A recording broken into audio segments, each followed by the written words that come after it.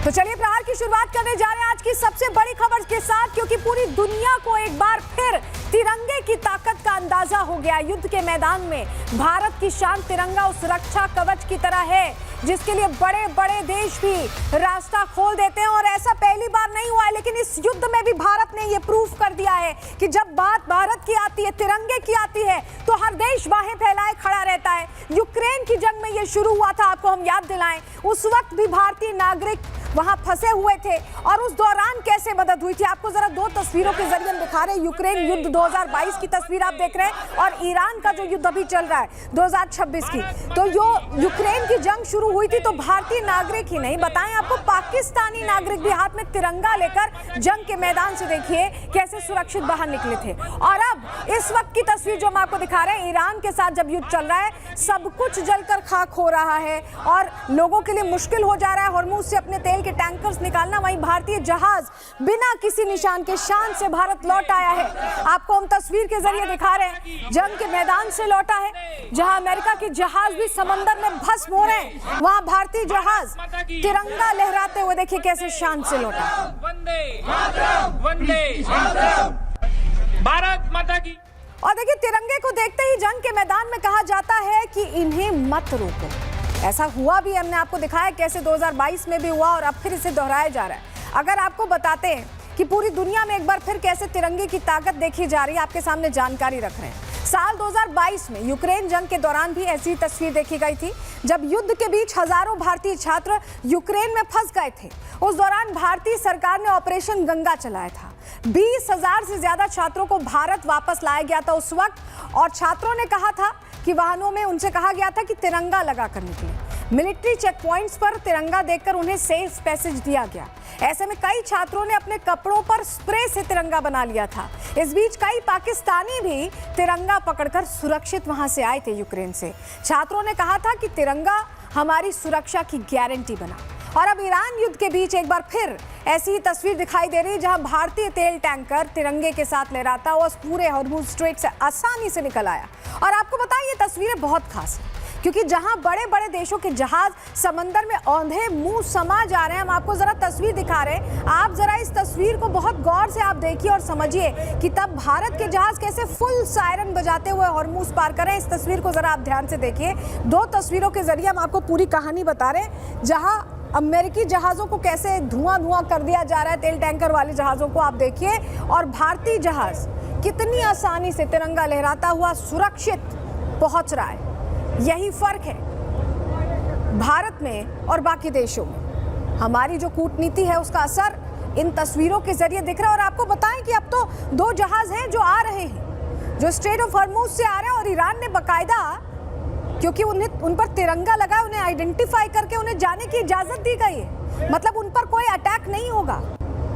इसका मतलब आप समझ रहे हैं कि अमेरिका के जहाज नहीं गुजर पाएंगे, यूरोप के नहीं गुजर पाएंगे, लेकिन भारत के बहुत आसानी से गुजर जाएंगे। तो भारत के जो तिरंगे की ताकत है वो ये तस्वीरें दिखा रही हैं और बता रही हैं। और सबसे बड़ी बात तो यह है कि समंदर में अब डोनाल्ड ट्रंप भी सुरक्षित नहीं है, क्योंकि हॉर्मुज में ताक लगाकर हमला करने के इंतजार में बैठा है ईरान। सबसे ज्यादा चोट अमेरिका को ही देना चाहता है ईरान, लेकिन डोनाल्ड ट्रंप अमेरिकी जनता के सामने कहते हैं कि वो ईरान युद्ध जीत चुके हैं।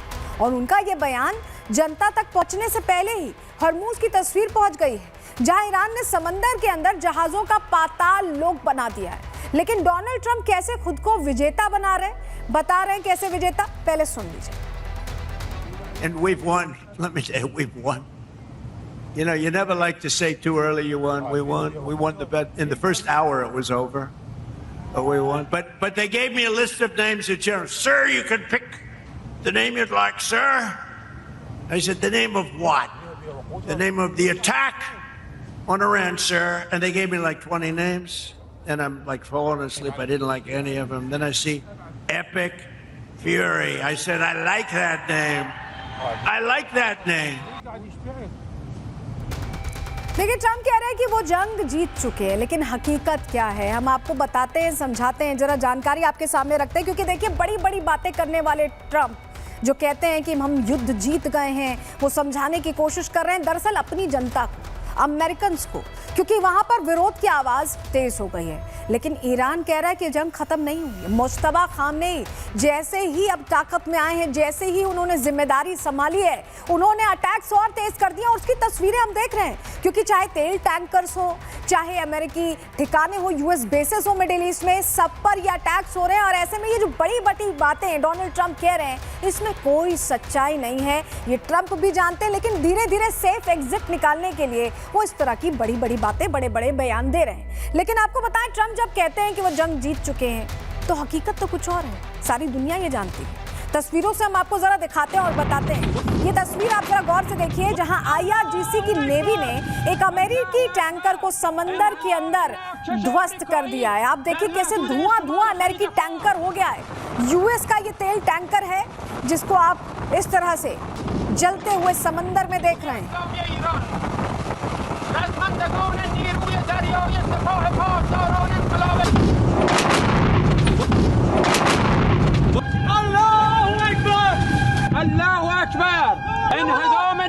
यूएस का तेल टैंकर आपने देख लिया किस तरह से भयंकर ब्लास्ट हुआ है, और ये बताती है तस्वीरें कि ईरान रुक नहीं रहा है।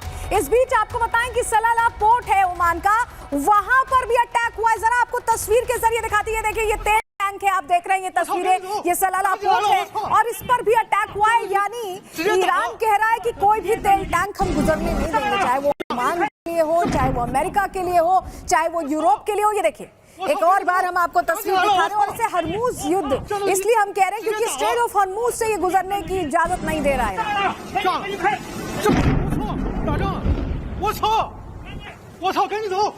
यूएस का तेल टैंक आपने देखा जिसे तबाह किया गया है, और ओमान का तेल टैंक देखो। और अब आपको जरा बताएं कि थाईलैंड का भी शिप, ये देखिए, ये आप देख रहे हैं मयूरी, ये थाईलैंड का शिप है, इसे भी कैसे ध्वस्त कर दिया गया अटैक्स करके, आप तस्वीर में देख रहे हैं। और ये तस्वीर भी बता रही है कि ईरान नो मर्सी मोड में है। स्ट्रेट ऑफ हॉर्मुज से कोई भी ऐसा शिप किसी भी देश का हो गुजरने नहीं दिया जाएगा। हालांकि भारत का गुजर रहा है, लेकिन सिर्फ भारत को इजाजत फिलहाल दी गई है, 2 शिप्स जो आ रहे हैं। लेकिन आप ये तस्वीर देखकर समझ जाइए कि थाईलैंड का भी शिप कैसे निशाने पर आ गया है। और अगली तस्वीर जो हम आपको दिखा रहे हैं, आपको बताएं कि हॉर्मुज में अब खतरा बहुत बढ़ गया है, जहां ईरान किस तरह से हमले कर रहा है आप इस तस्वीर को देखकर समझ सकते हैं। कुछ इस तरह से एक तेल टैंकर को मिनटों में मिटा दिया जाता है। आप ये तस्वीर देखिए, और इसमें क्योंकि तेल है, ऐसे में आग बहुत भयंकर, बहुत विकराल लगती दिखाई दे रही है।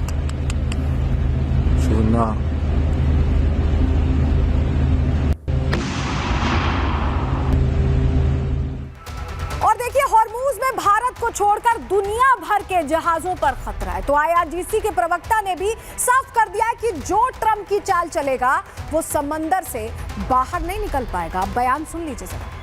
جنگه هرمز بدون تردید و لحظه‌ای غفلت تحت مدیریت هوشمند نیروهای شجاع نیروی دریایی سپاه پاسداران قرار دارد. متجاوزان آمریکایی و شرکایش حق عبور ندارند. از تهاجمات مؤثر حماسی و دلیرانه نیروهای مقاومت که ادامه حملات گسترده موشکی و پهپادی نیروهای مسلح جمهوری اسلامی ایران است. ये खबर, जब ये जानकारी हम आपको दे रहे हैं, इस बीच जो बड़ी खबर आ रही है वो भी इसी से जुड़ी। आपको बताएं हॉर्मुज में जापान पर अटैक हुआ है, ऑयल शिप पर हमला कर दिया गया है। जापान के ऑयल शिप पर यह अटैक हुआ है, जिससे जापान नाराज है। ऑयल शिप पर हमला करना गलत है, जापान की तरफ से ये कहा जा रहा है। तो ऑयल शिप पर यह अटैक हुआ है जापान के। आपको बताएं हॉर्मुज से ये गुजरने की कोशिश कर रहा था, और जिस तरह से ईरान ने क्लियर किया है कि किसी भी ऑयल शिप को गुजरने नहीं देंगे, ऐसे में जापान की शिप को भी निशाना बनाया गया है। और इस बीच ईरानी सेना ने समंदर पर कब्जा जमा लिया, ये आप देख रहे हैं, समझ रहे हैं। और इसके बाद हॉर्मुज को कैसे पाताल लोक बना दिया गया है, कौन कौन से शिप्स अब तक एलिमिनेट किए गए हैं, ग्राफिक्स के जरिए जरा हम आपको बताते हैं युद्ध शुरू होने के बाद से अब तक किन किन जहाजों को निशाना बनाया गया। चलिए जानकारी आपके सामने रख रहे हैं। सबसे पहले जान लीजिए 1 मार्च को मार्शल आइलैंड्स फ्लैग्ड टैंकर, इसे निशाना बनाया गया, ये आइसलैंड का था। वहीं जिब्राल्टर फ्लैग्ड टैंकर हेरक्यूलिस स्टार को भी निशाना बनाया गया, ये ब्रिटेन से जुड़ा हुआ है। फ्लाउ फ्लैग्ड टैंकर था, ये एक और देश है, उसका जो टैंकर था उसे निशाना बनाया गया। 4 मार्च को माल्टा का फ्लैग टैंकर शिप था सेफीन प्रेस्टीज, उसे निशाना बनाया गया। 3 से 5 मार्च के बीच बुल कैरियल गोल्ड ओक ऑयल टैंकर, इसे निशाना बनाया गया लिब्रा ट्रेडर के टैंकर को। 11 मार्च को थाईलैंड फ्लैग बुल कैरियर मयूरी नारी, जिसकी तस्वीर हमने आपको दिखाई, उसको निशाना बनाया गया है। 11 मार्च को ही जापान के flag container ship one majesty को निशाना बनाया गया। अभी एक और जानकारी है, एक और शिप को वहां न्यूट्रलाइज किया गया है। वहीं 11 मार्च को ही मार्शल आइलैंड्स के फ्लैग स्टार विनित को निशाना बनाया गया। और 11 से 12 मार्च सेफ सी विष्णु और जेफरीज, ये यूएस का ऑयल टैंकर शिप था,